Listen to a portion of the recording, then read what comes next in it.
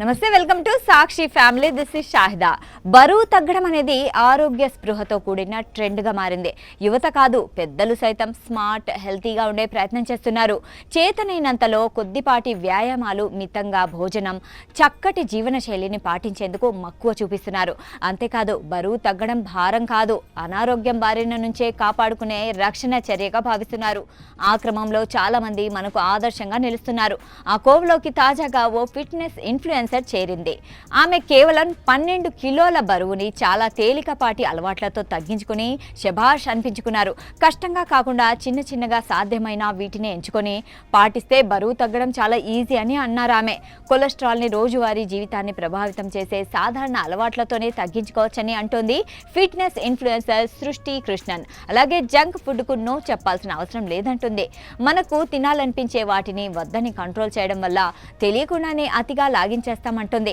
అదే junk food తినాలనిపించిన వెంటనే ఫటాఫట్ తినేయండి. ఆ తర్వాత అందుకు తగ్గట్లు వర్కౌట్లు లేదా క్యాలరీ తగ్గించుకునే ప్రయత్నం చేయండి అంటుందామె. ప్రతిరోజు 10,000 అడుగులు నడవాలని పెద్ద లక్ష్యాలేమీ అవసరం లేదు. కొన్ని రోజుల వరకు 2,000 అడుగులకు పైగా నడిచేందుకు ప్రయత్నించండి చాలు. అది కూడా ఇష్టపూర్వకంగా చేయండి అంటోంది. ఇక రాత్రి భోజనంలో అన్నం, రోటీకి బదులుగా గుడ్లు, పన్నీర్, పప్పు, చికెన్ తినమని ఈ ఇన్ఫ్లుయెన్సర్ సిఫార్సు చేస్తుంది. అలాగే నెమ్మదిగా తినడం వల్ల కడుపు నిండిన సంకేతాలను మెదడుకు అందిస్తుంది. తినడానికి 20 నుంచి 30 నిమిషాలు తీసుకోవడం ద్వారా ఆకలిని తగ్గించుకోవచ్చు.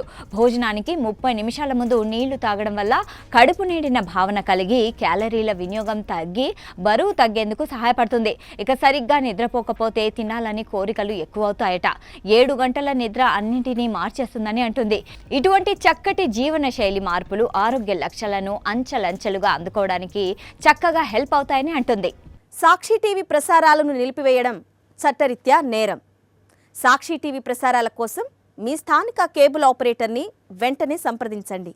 డిటిహెచ్లో, ఇంటర్నెట్లో కూడా సాక్షి టీవీ ప్రసారాలను వీక్షించవచ్చు.